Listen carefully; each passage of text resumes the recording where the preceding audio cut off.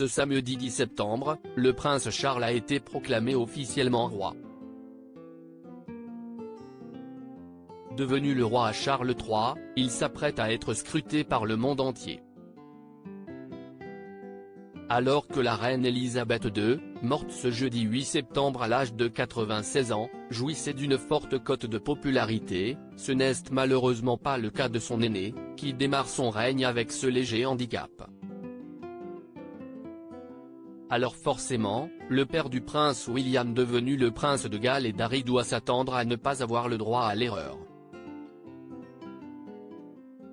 Si un geste furieux de celui-ci pendant sa proclamation a fait longuement parler, cette fois-ci ce sont ses mains qui font l'objet de nombreuses interrogations sur les réseaux sociaux.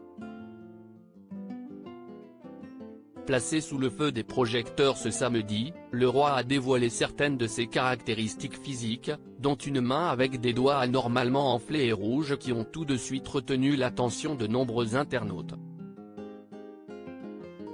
Sur Twitter, une photo des doigts gonflés de la main du fils de feu Sa Majesté, qui se tient face à la première liste rousse a été largement commentée. Et déjà les plus folles théories fleurissent le réseau social, toujours friand de nouveaux scandales.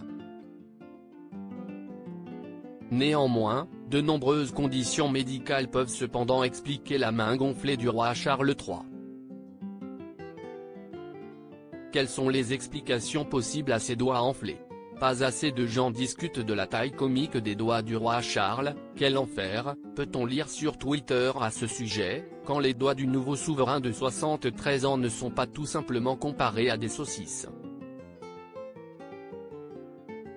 Le Daily Star a demandé au Dr Gareth Nye, maître de conférence à l'université de Chester, quelques explications.